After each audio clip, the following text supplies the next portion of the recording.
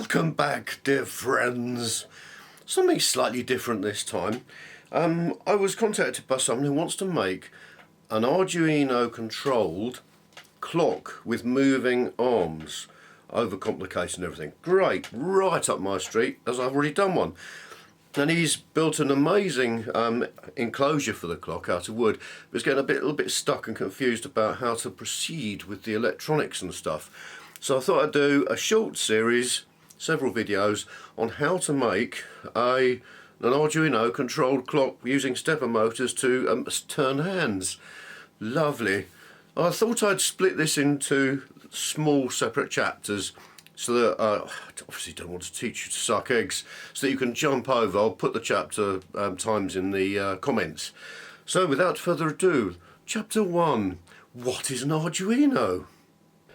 So this is an Arduino. I always buy mine from the Arduino organisations. You can get lots of cheap rip-offs, but they regularly don't function as intended. And also buying them from the Arduino organisation means that you support their fantastic work. So here we have an Arduino Uno.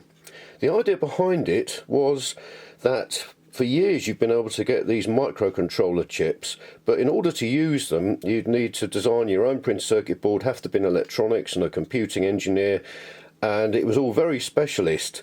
And then Arduino came along and thought, I know, let's develop a board that allows any Tom, Dick or Harry to add one of these to their own creative inventions. And it was purely designed for creative people. Fantastic. So what you have is you have a USB socket, a socket for an external power supply that can be between 9 and 12 volts, or 7 and 12 volts I think, and you've got a load of inputs and outputs and a load of inputs and outputs. The idea is that you can connect up a load of exciting sensors, from switches to magnetic sensors and things like that, and a load of output devices, from motors to LEDs to all sorts of other stuff, and then you can program it to decide to do what with the information. So if you switch this switch on, or this input goes high, I want that to switch on. Oh, it's just the potential is mind-boggling. So for each of the majority of these connections, you can decide in the software, the sketch, the program that you're going to write, whether you want them to be inputs or outputs. That's digital input, so it measures ons and offs, or a digital output that can switch something on and off, or in some cases there are pulse width modulated outputs, where they're the ones indicated by a little squiggle, and they can control, perfect for controlling things like servo motors and the brightness of LEDs. And there are also some over here that can be used as digital in-outs, but there are analog inputs. So you can connect something like a potentiometer or some sort of temperature sensor to these, and it can read the value, and then you can use that to decide what happens. So the next thing to do, we've got the Arduino, we need to be able to tell it what to do. And in order to do that, Arduino have produced a wonderful IDE, the Arduino IDE. IDE stands for Integrated Development Environment. What that means is that it allows a human using text, a text editor, to really nice and simply program in things, and then it will, when you're ready, compile that, turn that into the special code that the Arduino can understand, the processor, and then it'll upload it through the USB cable to the Arduino. And then whenever you switch the Arduino on, it will run your code. Programs, codes, whatever, in the Arduino world are called sketches, so I'll try and use the correct nomenclature. So sketches.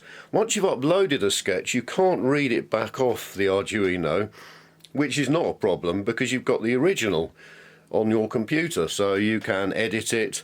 If perchance it doesn't work the first time, you can go back, edit it, upload it again, see if it works. No, edit it, see if it works. Yes, this is familiar territory to me, but I love doing it. I love writing sketches because I know if it doesn't work, it's a mistake that I've made. It's not going to be a mistake that the Arduino's made. It's like pitting your wits in some competition against a perfect logical competitor. Right, let's talk about how to get hold of the Arduino IDE. So what you can do is to find the Arduino home site, click on it, and then it's got lots of information and it's got software. And there's the list of the different versions of the Arduino IDE. Now, personally speaking, I use the legacy IDE. This was an old one. I can't remember when they stopped supporting it. It was a few years back. But it runs perfectly on my old laptop. I did try downloading and installing and using the latest one, wherever that is, this one, but it took ages to process, I think, because it needs a far more processing power. Up to you, whichever you wish to try. I think that both the user interface on both of them looks pretty similar. So when you run the IDE, this is what you see. You've got some tools and things along here, which I'll go through, and the other file features. The great thing is, though, and this is the sketch, a new one, the great thing is if you click on File and then you go to Examples, it comes built in with all sorts of amazing example sketches. One of my favourites is the Blink one. Then any new sketch usually opens in a smaller window. You can just enlarge that. So let's have a look and see what this does. I think it was when I saw this example sketch that I just really fell in love with it, because I thought, how fantastic. It seems really basic and trivial to get a light to blink on and off, but just the fact you've installed an IDE, the fact you've got an Arduino, you've connected it up, you've sort of looked at the code, beginning to understand what's going on, and then you see the little LED flashing. It's so lovely and simple. So this is a sketch. And you can have comments in your sketch, either with little stars and these slashes around the comments, or with double slashes at the start of each, and then they won't get compiled or anything, they're just for your reference. And with the Arduino, the LED, the built-in LED, I mean, how fantastic is that? Where is it? I think it's there. And solely so that you can have a blinking example, and it's on output number 13. So we've created a little variable integer, we've called it LED, you could call it anything you want, equals 13. And then, as it explains, the setup routine, which is void setup and then everything between these two brackets, sets everything up that you want to. So it then here says, okay, pin mode, this is where we set what sort of connection it is, LED, which is 13, you could write 13 in there if you want, to output. And that's set. That's amazing. And then the last bit of it, and it says again the loop routine runs over and over again forever, and the loop, so every sketch has a setup routine and a loop routine. It does everything, carries out everything between the two brackets again. Digital write to LED high, so that's going to switch output number 13 on. Delay 1000, that's milliseconds, so delay 1 second, and then digital write, switch the LED off, it's low. Then wait another second and it'll just go round and round. Let's do that now. So we'll plug the Arduino in with a USB lead. Just bear in mind, this has caught me out a couple of times, lots of USB leads these days don't have data wires in, just the power wires, because they're used to charge small electronic devices. Yes, what should happen when you plug it in, you should hear a noise like that. And that shows you that it is actually connected properly with the USB lead.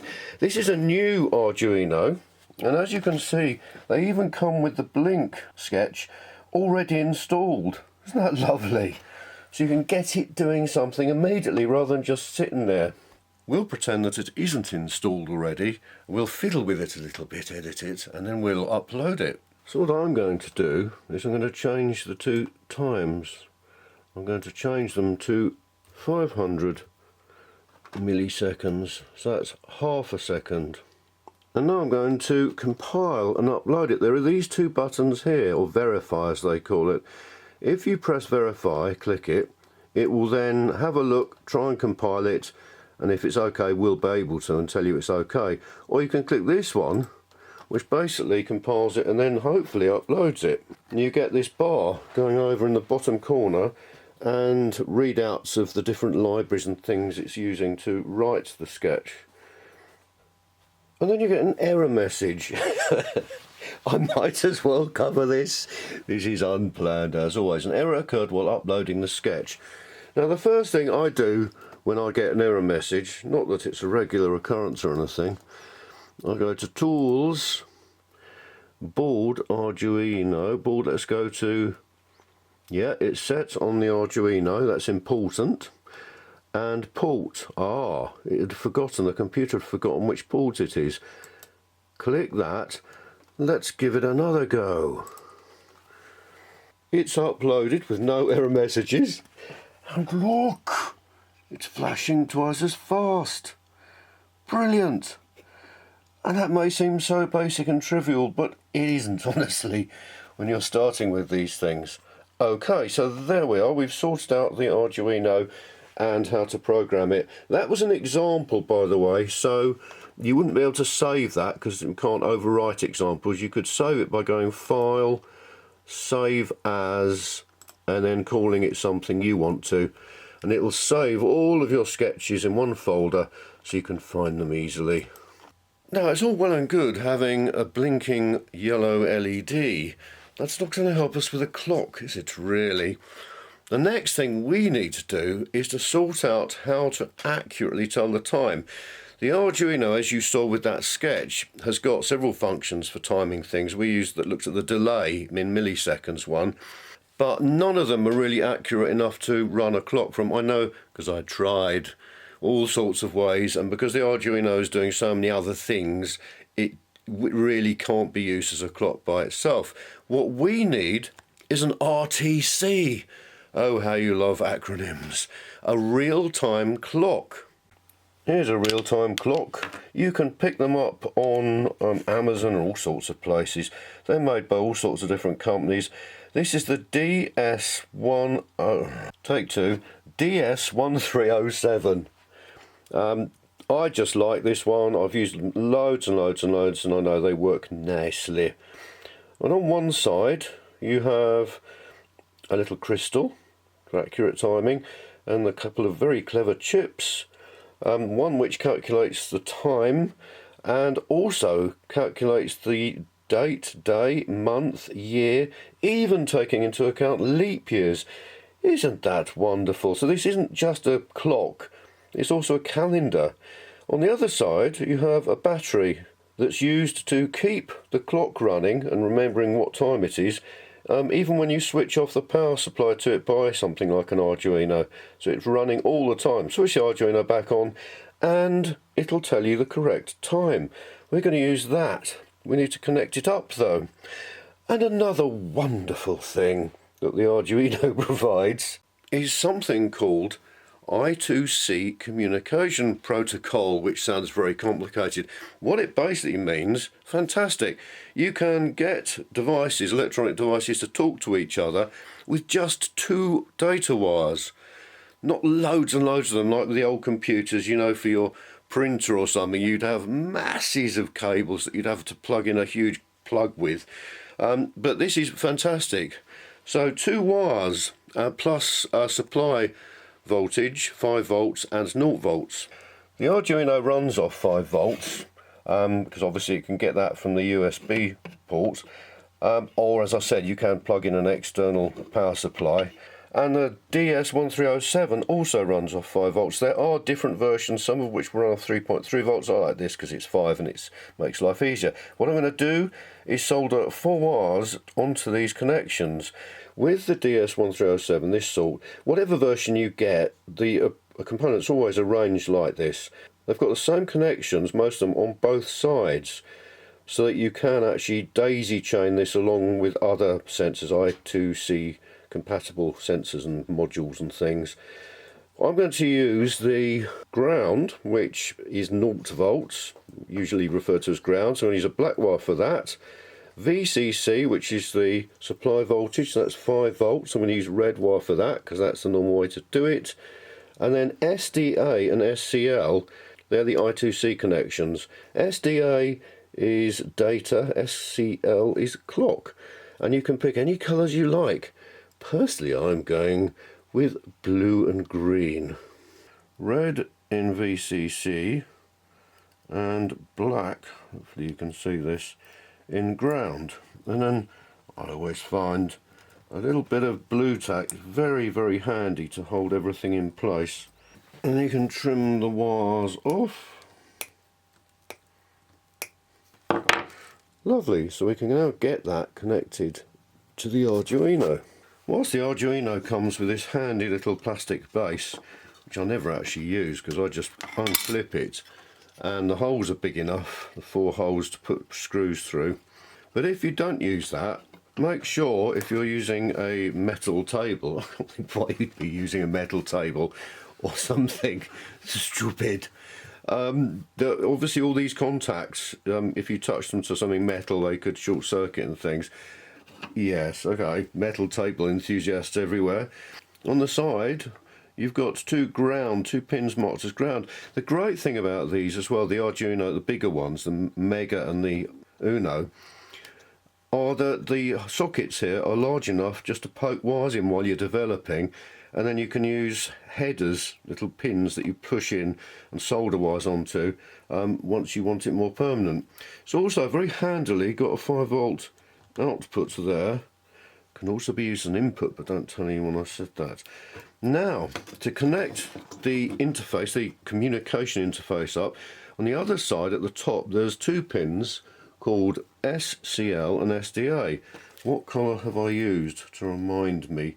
SDA is green. Right, SDA is green. And the other one must be blue. There we are. So we've got them plugged in. So we've now got a real-time clock connected up, but not actually doing anything. Now you could go ahead, if you're very, very clever, and write a new sketch from scratch to read the I2C data and all the other clock data and turn it into something that you and I are able to read. But thankfully, another great feature of the Arduino IDE and Arduino generally is that loads of very clever people have written libraries that make it really much simpler to do. So we are going to have a library, we're going to install a library that helps us read the DS1307. The library that I particularly like to use for this, real-time clocks, is called RTC lib. Now there are a couple of ways of getting hold of the RTC lib.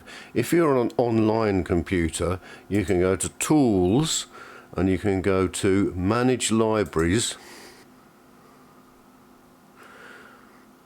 and it will come up with a huge list of all available libraries for the Arduino IDE, and then you can type in RTC lib and it will list all the ones similar. But here we are, this is the one. It says it's installed. If it wasn't, you can click install and then that'll put it into your IDE. If you're not online or you don't want to do it that way, what you can do, you can Google GitHub RTC lib and it will take you to it. You can see it's involved with Adafruit, which are a brilliant company that make all sorts of amazing things for Arduinos and the like. You can click code and then download zip. That's the easiest way I've found of doing it. And then once you've downloaded it as a zip file, you can go to Sketch and include library, and at the top of that dialog there's Add Zip Library. You can navigate your way to wherever the zip is and then click on OK, open, and it'll add it. So once you've added the library one way or t'other, you can go to File, Examples, and you'll find, amongst all sorts of other things, some of which come with, as I was saying, come with the Arduino IDE, RTC lib will have appeared with all sorts of examples. My preferred is the DS1307. There we are. So some very nice people have written a sketch for you to get you started. So at the top with this sketch there's the include library, and that's where this sketch is told, yeah, we're going to use that. Then creates an instance of the RTC object, we're going to call RTC. Then it creates an array of names, day names, that it's going to refer to afterwards. Serial begin. The Arduino can send information to your laptop and display it on the screen using the serial connection, but it needs to be the same at both ends.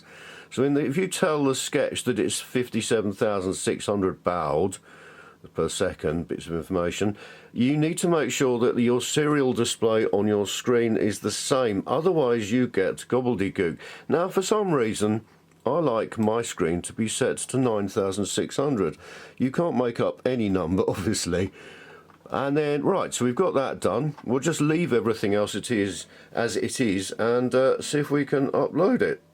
So we've plugged in the Arduino and we will click on the upload. And then, as before, it will compile, it will read, find all the different libraries and information resources it needs, and compile it, turn your lovely textual code into all sorts of complicated numbers and things that the Arduino processor can understand. Now, to see if it is working, we're going to open the serial window, which is up here, just up there, little magnifying glass. Opens a new window, and look! Oh, the joy. Now, as the person I'm supporting with this tried last night, I think he'd got the baud rate wrong, just like I didn't. He sort of just couldn't understand, because you really just get a load of random characters coming up. That's not random, that's lovely. And by the way, you can also change the baud rate by clicking on the serial window. You've got loads to choose from. Fantastic. So what it's doing is every 3 seconds it's reading the date and the day and the time, and then calculates, showing off a bit here because it's showing other things that you can use the code to work out. So you can work out how many seconds have elapsed since the birth or the dawn of computing, which is considered to be the 1st of the 1st, 1970. And there's the number of seconds, still increasing. There's the number of days. You can do all sorts of stuff should you wish to. You know me, I love simple things. So I have written an even simpler example that cuts out everything except exactly and just what you need to read the time from your lovely RTC. Let me show you. So in this sketch we include the RTC library. We then create an RTC object, which we call RTC. Then we go into the setup loop, that bit. Because we want it to write to the serial monitor on our Arduino IDE, we're going to start serial. You don't have to if you're not going to write to the screen. Serial begin 9600. When we start the RTC working, RTC begin. Then there's these couple of lines of code, 3 in fact, that I always put into my sketches when I've got a real-time clock to remind me, do not leave this in the code after having set the time and date. So if you want to set the time and date, you just uncomment out that line, then you compile and upload it, then you comment in the line again, so it's not seen, then you compile it and upload it. And the second time, the RTC is already set to the right time, so it's not going to keep mucking it about and screwing it all up. So that's that, and I always leave that line in just to remind me how I can actually change the date and time and things like that. So that's that bit. And then we enter the loop and we set a date time variable to read the current date, time and everything now.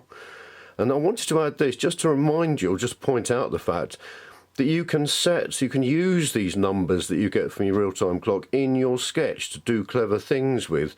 So I just created here an integer called hourInt, for argument's sake, and set that to the now hour. And then just to prove it works, the serial print hourInt rather than reading just that. And then I've just added the normal things to remind you that you mustn't try and print more than one thing in each print command. There's characters and then minutes, another character and seconds, and it delays, waits for 3 seconds and then just goes round and round. Isn't that lovely, dear friends? That's so simple, and it works beautifully, because if I click on the serial monitor, there you have it. How fabulous. Enough of all this. I hope you have enjoyed watching it and found it useful, interesting, possibly inspiring. It'd be brilliant to know. Next time I'm going to broach the subject of controlling stepper motors with an Arduino, so that we've got a way of actually moving the hands around. So thanks again very much for watching. Hope to see you next time.